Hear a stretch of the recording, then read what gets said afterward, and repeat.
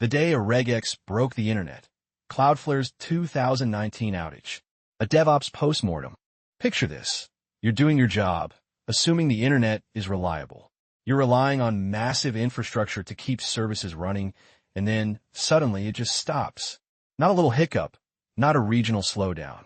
We're talking about a global outage that knocked Cloudflare offline for a full 27 minutes. To the end user, it was nothing more than a sudden cascade of 502 errors, the digital equivalent of a massive service unavailable sign flashing across every screen. But for the engineers on the inside, it was a full-blown, high-stakes war story. This wasn't just a bad deployment. This was a systemic failure triggered by something seemingly innocuous, a poorly written regular expression. It's a perfect example of how complexity, when unchecked, can lead to catastrophic, worldwide failure. We're going to break down the mechanics of that meltdown, because the lessons learned here are still critical for anyone running critical global infrastructure today. Before we get into the chaos, we need to understand what we were dealing with. Cloudflare provides a Web Application Firewall, or WAF. Think of the WAF as the ultimate digital bouncer, sitting at the front door of the internet, inspecting every single request before it gets to the protected service. These rules are written using regular expressions, complex pattern matching languages, to detect malicious traffic like SQL injections or cross-site scripting attempts. It's incredibly powerful, but also incredibly brittle. The WAF was a critical, global choke point, meaning that any change to its rules had a massive blast radius. The engineers were accustomed to deploying these rules, viewing them as necessary layers of security. However, the very nature of these powerful, regex-driven rules meant that a small oversight, a single misplaced character, could have global, cascading consequences, making the system incredibly fragile. The clock starts ticking on July 2nd, 2019, at 13:42 Universal Time Coordinated. An engineer deployed a new rule to the WAF managed rule set. On the surface, it seemed like a routine, necessary security update.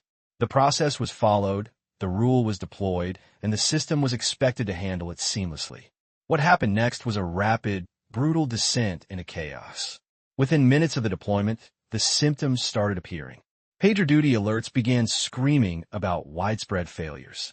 The core problem was the newly deployed rule, containing a poorly written regular expression. This regex didn't just fail. It triggered a phenomenon known as excessive backtracking. Essentially, the regex engine got stuck in an infinite loop of checking every possible combination, consuming CPU cycles at an alarming rate. The CPU utilization across Cloudflare's entire network spiked violently, rocketing toward the 100% mark. The system, designed for high throughput, suddenly choked on its own complexity. If you've ever dealt with regex, you know that they are powerful, but they have hidden dangers. The specific culprit here was a single, poorly written regular expression. When an engine encounters a poorly formed regex, especially one involving nested groups or repeated patterns, it can enter a state of catastrophic backtracking. Instead of efficiently matching a pattern, the engine starts trying every single possible permutation of the input string to see if it matches. This exponential search space quickly overwhelms the CPU. Imagine trying to find a specific book in a library by checking every single book, and for every book, checking every single page infinitely. The computational load explodes. This wasn't just a minor slowdown. It was a resource exhaustion event that hit every CPU core handling HTTP/HTTPS traffic globally, effectively grinding the entire service to a halt. The problem was fundamentally computational, not a network failure. The engineers realized quickly that they were dealing with a catastrophic, system-wide resource exhaustion.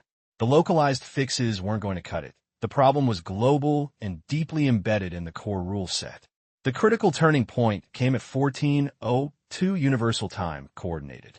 After diagnosing the root cause, the runaway regex, Cloudflare understood the severity and decided on the most drastic, but necessary, measure, issuing a global kill on the problematic WAF managed rule sets. This wasn't a patch. It was a complete, immediate disabling of the problematic rule set. This action was a high-stakes gamble. By taking the service offline, they stopped the bleeding, immediately reducing the excessive CPU load. This action marked the beginning of the recovery process, buying them the time they needed to stabilize the infrastructure. The impact of the meltdown was immediate and massive. For the customer, it manifested as widespread 502 errors, meaning their requests were simply failing to be processed by the infrastructure. Internally, the impact was a dramatic, sustained spike in CPU utilization across every core handling HTTP/HTTPS traffic. The system reached near 100% capacity, indicating that virtually all computational resources were consumed by the runaway regex. The entire global service was choked. The 27-minute duration was the window of maximum impact, the time it took for the problem to be detected, diagnosed, and mitigated. This wasn't just a performance hit. It was a complete operational failure, proving that even the most robust global systems have single points of failure waiting to be exploited. The Cloudflare outage wasn't just a technical blip. It was a brutal reminder that the complexity of modern systems carries immense risk. Complacency is the biggest threat. When things are working perfectly, it's easy to assume that the guardrails are sufficient. This incident proved that assuming safety is the fastest way to global failure. The true heroes were the engineers who stayed calm under pressure, rapidly diagnosing a complex, non-obvious failure mode. They executed a global kill switch, a drastic measure, but one that ultimately saved the service. The takeaway for us is simple. Build for failure, test for failure, and never let a single point of failure, whether it's a regex or a procedure, slip through the cracks. So what do we do with this story? We take the principles and apply them everywhere. If you're working on critical infrastructure, whether it's a WAF, a payment gateway, or a core database, you need to implement layered defenses. You need automated performance profiling integrated into your CI/CD pipeline.